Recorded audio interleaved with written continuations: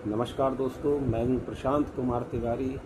कानून की पाठशाला में आप सभी का स्वागत है। आज मैं मध्य प्रदेश भू राजस्व संहिता के एक विषय के संबंध में आज आपको जानकारी दूंगा, जो कि आम प्रचलित विषय है सीमांकन।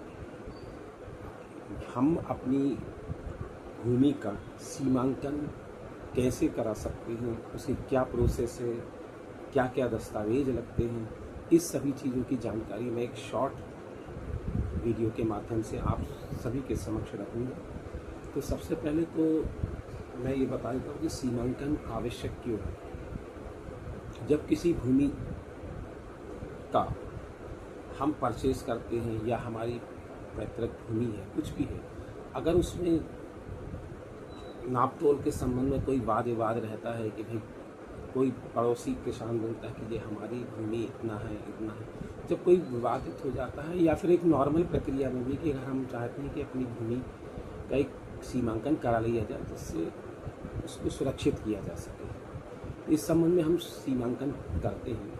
तो ये जो सीमांकन है धारा 129 भू राजस्व संहिता के तहत आवेदन दिया जाता है, ठीक है ना।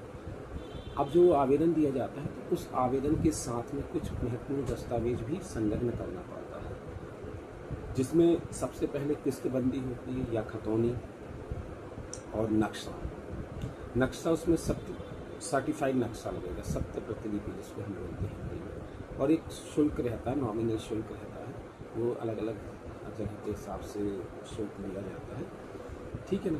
तो ये आवेदन के साथ आवेदन प्रस्तुत किया था और आवेदन के साथ ये दस्तावेज प्रस्तुत किया। जब ये हम तहसीलदार महोदय के समक्ष ये आवेदन प्रस्तुत करते हैं, उसके बाद तहसीलदार धारा 129A भू राजस्व संहिता के अंतर्गत तहसीलदार क्या करता है कि एक आरआई मतलब राजस्व निरीक्षक को सीमांकन करने हेतु नियुक्त करता है, ठीक है ना।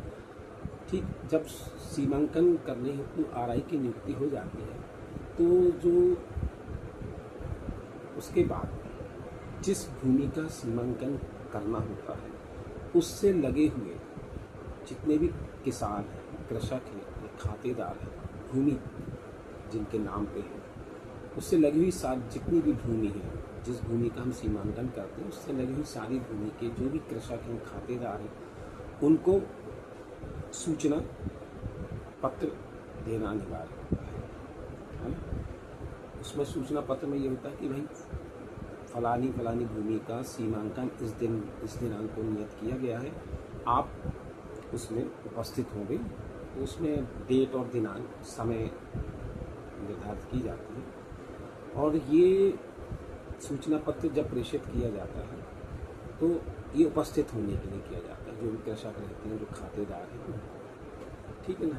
तो उस जो सूचना पत्र है उसमें जो भेजा जाता है उसमें उस कृषक के हस्ताक्षर होना अनिवार्य है। जिस हस्ताक्षर होने का अनिवार्यता इसलिए मानी गई है कि जिससे ये साबित हो सके कि भाई उस जो कृषक को सूचना प्राप्त हो गई है सीमांकन की, ठीक है ना।